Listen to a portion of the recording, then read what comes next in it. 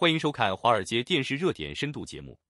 习近平选接班人如清代秘密建储计划的因素。华尔街日报发表文章指出，中共总书记习近平迟未选定接班人，一如清代的秘密建储。但党内悬念过久，却可能适得其反，会让自己人疏远并激怒对手，进而埋下政变的种子。一旦中国发生继任危机，将震动国内和全球。华尔街日报日前以纵观历史看习近平接班人之谜为题发表评论文章，以清代雍正帝创立的秘密建储制度，直指300年后的习近平也乐于此道。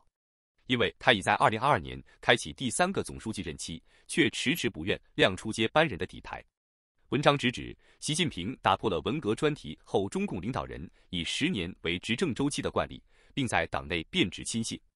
但这些亲信论年龄、论资历都不足以挑起接班人的大梁。但这对今年6月将满70岁的习近平来说，是他有意布下的迷阵。文章认为，在接班人计划不明朗下，党内精英需要小心翼翼地帮助习近平维持掌控，并为他争取时间评估潜在的接班人。但保持悬念过久，却可能适得其反，会疏远门生并激怒对手，进而削弱他的地位，甚至埋下政变的种子。这篇文章说，鉴于中国是世界上人口最多的国家之一，且是全球第2大经济体，还拥有强大的军队。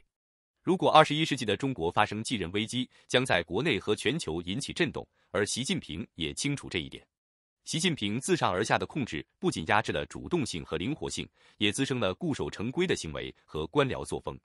就连习近平自己都曾抱怨，很多事除非他直接下令干预，否则往往不会有进展。表面上，这虽然实现了稳定的治理，但正如1991年苏联解体的那样，一个看似坚固的政府可能脆弱的惊人。这篇文章直指，习近平以自己为中心重塑中共的做法，可能已让他成为这一进程中最薄弱的一环。像习近平般的专制统治者，倾向选择他们信任的接班人，以维护他们的利益及政治遗产，即使自己卸任后也是如此。但从历史经验来说，往往事与愿违。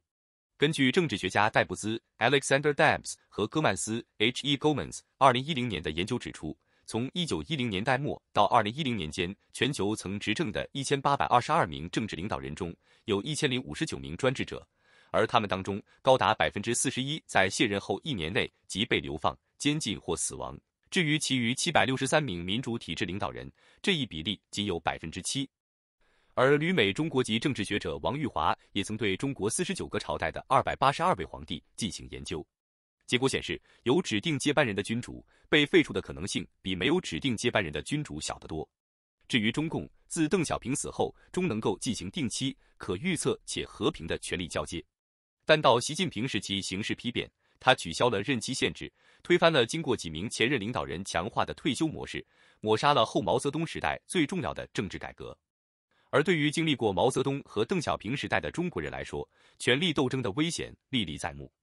如今，中共虽规定禁止领导干部终身任职，但2022年，党内一致支持习近平获得第3个中共总书记任期，让这些规定形同虚设。而个人集权和个人崇拜在习近平身上得到了充分体现。文章认为，习近平接班人计划中的一个重要因素是，他认为需要多少时间实现自己的目标。至于人选，很多人都在关注他的60后亲信，但习近平也有可能选择跳过60后官员，从更年轻的官员中发掘潜在接班人。且因任期不受限，习近平可根据自己的需要，决定花多久时间选定接班人。这篇文章指出，据一位与2名政府情报官员讨论过习近平健康问题的研究人员说，在习近平2018年废除国家主席任期限制后，外国情报机构加大了研究习近平健康状况的力度，这在中国是被严密守护的国家机密。这名研究人员说，外国情报机构担心中共没有一个考虑周详的接班计划。我们无法确定，一旦习近平发生什么不测之后会出现什么情况。若习近平突然离任，无论是死亡、生病或辞职，都没有可遵循的明确程序，也几乎没有先例。如果没有一名得到党内精英广泛支持的指定继任者，在习近平突然离任的情况下，遴选继任者的过程可能会充满政治纷争。文章最后提到，史达林 Joseph Stalin 和毛泽东的权势都很强大，但都无法确保自己的统治体系能在死后延续。而专制者本身及其政治遗产面临的最大威胁，很可能就是他自己。请继续收看华尔街电视热点深度节目。封禁美光后，北京反制华盛顿空间有限。德国之声中文网，中国网信办近日宣布，国内关键信息基础设施的运营者应停止采购美光公司产品。网信办称，美光公司产品存在较严重网络安全问题隐患，对我国关键信息基础设施供应链造成重大安全风险，影响我国国家安全。华盛顿对此表示严重关切。北京的这一宣布正值 G7 峰会签署声明，敦促北京结束经济胁迫之际。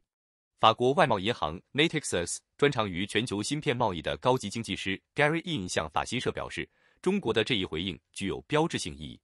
他说，这是自2021年美国收紧对华芯片出口限制以来，中国首次对一家外国公司进行网络安全审查，并且审查范围也罕见地扩大到国家安全忧虑。他说，未来遇到其他地缘政治事务时，如果监管部门以此作为报复手段，我不会感到惊讶。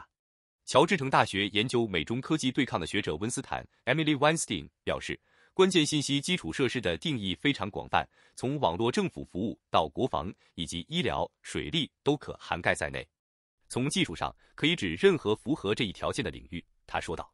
中国一直以国家安全等理由设立保护主义壁垒，包括强制技术转让协议，要求公司将所有数据本地储存，以及在一些领域要求外国实体与当地伙伴成立合资公司。去年3月，中国开始对美光展开调查。此前5个月，美国宣布采取大幅度限制措施，以拦阻北京获取高端芯片、芯片生产设备以及设计半导体的软件。奥尔布莱特石桥咨询公司的中国技术专家特埃鲁 Paul Triolo 表示，这明显是北京认为华盛顿扶持美光及美国半导体工业而做出的报复。特埃鲁说，美光成为针对的对象是为了做出一个政治表态。他说，此前中国对国内企业如滴滴打车的网络安全审查都集中在数据方面，而不是扩展到国家安全的范畴。华盛顿此前将包括美光竞争对手长江存储在内的中国芯片制造商列入限制贸易的实体清单。G7 峰会的声明中称，将与中国去风险，而不是脱钩。与此同时，华盛顿则向盟国施压，一致限制对中国的芯片设备出口。高级经济师 Gary In 说 ，G7 的强烈声明或许也添了一把火。然而，北京在实施这样的反制措施时，必须要注意可能对本国经济带来的影响。分析认为，作为美国最大的存储芯片制造商之一的美光，很容易成为针对的对象，因为其半导体可以用韩国的 SK 海力士以及三星所取代。但针对其他美国公司，比如英特尔或者高通加以限制，就要难得多，因为这些技术用于智能手机等消费品，在中国制造后运往海外。新加坡国立大学政治学助教钟嘉颖向彭博社表示，限制美光这样的美国公司，这一立场可能是发出一个信号，即在与美国的对抗中，北京愿意承受一定的痛苦，但北京十分谨慎地限制自己所承受的代价。科纳士咨询公司的 Toby Zhu 向法新社表示，禁令将特别冲击到那些提供云服务或者数据中心的公司，因为他们所使用的硬件需要高端存储芯片。他说，美光的消费性产品可完全被韩国或中国国内存储芯片替代。专家特埃鲁也表示，北京所打的算盘就是转向韩国供应商。然而，上月白宫要求韩国芯片制造商不要增加向中国的出口，以填补美国带来的空缺。应华盛顿的要求，荷兰与日本已经宣布对芯片出口的限制措施。首席经济师 Gary In 表示，中国一直相当谨慎，不做出过度报复，因为北京无法迅速扩大本国产能来弥补任何缺失的情况。请继续收看华尔街电视热点深度节目。中国首架自主研发客机首航拥有巨大国内市场。悉尼晨报，中国东方航空公司于周日将中国自主研发的载体 C919 客机投入客运服务，并完成了首次商业飞行，标志着中国在实现自力更生方面迈出了重要一步。C919 是由国有企业中国商用飞机有限责任公司 COMAC 开发的产品，该公司15年前开始研发这款客机，以与空客的 A320neo 系列和波音的737 MAX 载体客机系列竞争。中国东方航空公司的 C919 在首次商业飞行后抵达北京首都国际机场。中国国家主席习近平将这个项目称为中国创新的胜利。而周日，官方媒体大肆宣传该飞机作为中国工业实力和民族自豪感的象征。北京日报在文章中写道，经过几代人的努力，我们终于打破了西方的航空垄断，摆脱了一架波音800万件衬衫的屈辱。这是指大约40年前中国主要生产低价值商品的早期经济改革阶段。C919于当地时间上午10点32分从上海虹桥国际机场起飞，该机是 COMAC 和中国东方航空公司的总部所在地。2个小时后降落在北京首都机场。飞行追踪应用程序 VaronFlight 显示，约130名乘客中的一位在下飞机时告诉国家广播电视台 CCTV：“ 我对这架飞机充满信心。这次飞行比预期的更平稳。”该飞机计划于周日返回上海，然后在周一进行更长的往返飞行，前往西南城市成都。21岁的学生和航空爱好者吕博远周日在上海机场准备乘坐飞往成都的航班，然后计划在第二天乘坐 C919 返回。我一直非常期待它的飞行，特别是因为它是一种新一代的飞机，与波音和空客等已经存在多年的机型不同，吕博远说。C919 在经历多年的延误后，于2017年首次飞行，并进行了多次试飞。国有企业中国东方航空公司于2021年3月订购了5架这种客机。该公司于去年12月交付了第1架，并表示预计今年将收到其余的飞机。截至2022年底，COMAC 已获得32个客户的1035架订单。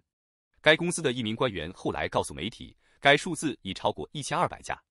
据国内媒体报道，该飞机制造商预计在5年内年产量将达到150架 C919 飞机。